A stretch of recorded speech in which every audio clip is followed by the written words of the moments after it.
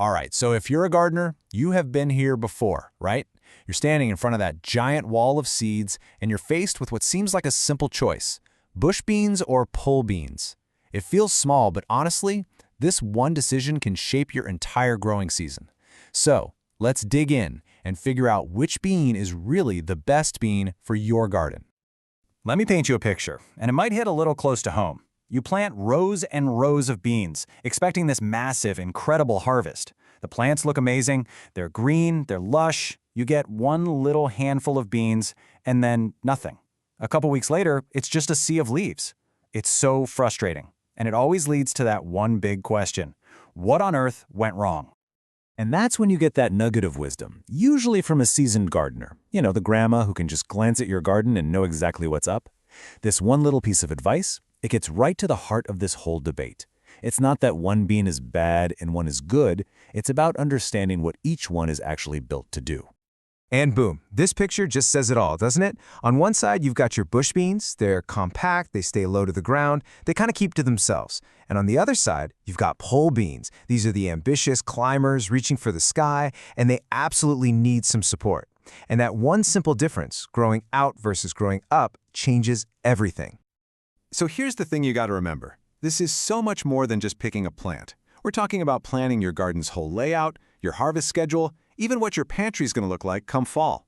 So with that in mind, let's properly meet our two contenders.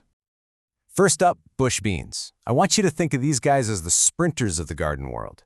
They're all about a quick, powerful burst right out of the gate. And this right here, this is their superpower, pure speed. We are talking 50 to 60 days from the time you put a seed in the ground to the time you're putting beans on your plate. In a home garden, that is lightning fast, and it opens up all kinds of cool strategies for your season. Now, what's really interesting here is how all these advantages just stack together. Because they're so compact, they're perfect for raised beds or pots on the patio. And because they're so fast, you can do something called succession planting, where you plant a new batch every couple of weeks to get multiple harvests. And that one big, massive flush of beans, well, that is your secret weapon if you love to can or freeze, because you can knock out your entire year's supply in one weekend. Okay, now for our second contender.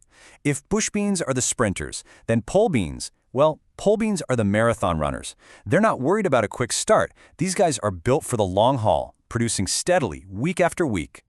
And this is the number that defines them, 6+ weeks. That means once they get going, you could be picking fresh beans for your dinner every single night for nearly 2 months. All you have to do is just keep picking them.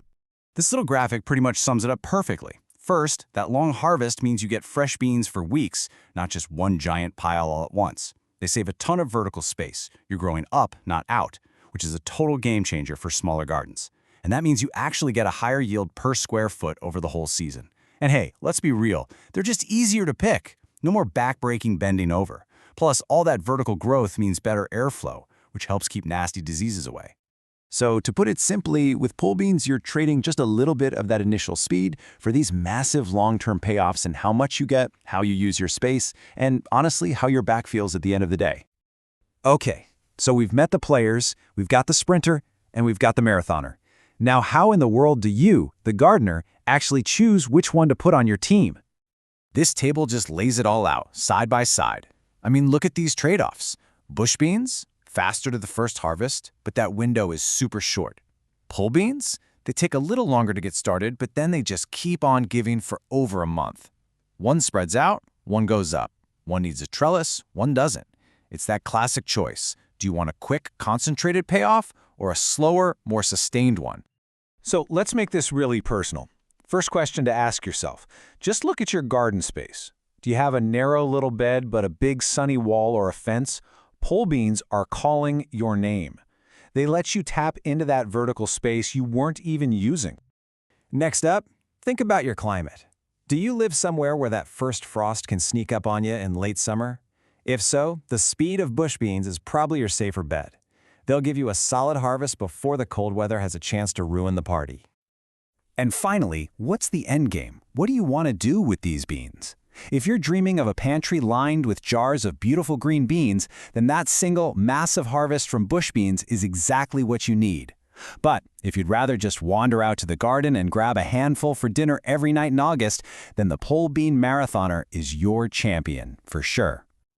So choosing your bean is just step one. Let's really quickly go over a few key tips to make sure you have an amazing harvest, from setting things up right to saving seeds for next year. Now, don't let the word trellis scare you off, okay? It doesn't have to be some big, complicated, expensive thing. A simple teepee made from bamboo stakes, a cattle panel arched between two raised beds, or even just a grid of string will work perfectly. Your beans just need something to grab onto. You can also give your beans a little boost by planting them with the right friends. Things like corn can act as a natural trellis. Radishes and marigolds can help keep pests away. But you want to keep them far away from the onion family, so garlic, onions, leeks, they can actually stunt the beans' growth.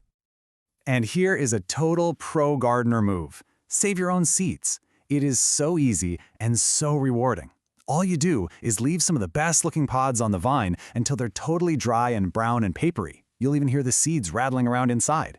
Then just shell them, spread the seeds out on a tray for another week to make absolutely sure they're dry, and store them in an envelope. That's it. You just got next year's bean crop for free.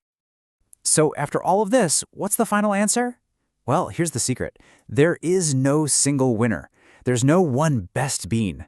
The best bean is the one that's a perfect fit for your space, your climate, and what you want to eat. And you know what? Maybe, like a lot of smart gardeners, you'll decide the real answer is to just plant both. And that really leaves us with the most important piece of gardening wisdom of all. The goal isn't to have a garden that looks like it belongs in a magazine or to outdo your neighbor. It's to create a space that brings you joy, works for your life, and fills your table with good food. If you plant with that in mind, you really can't go wrong.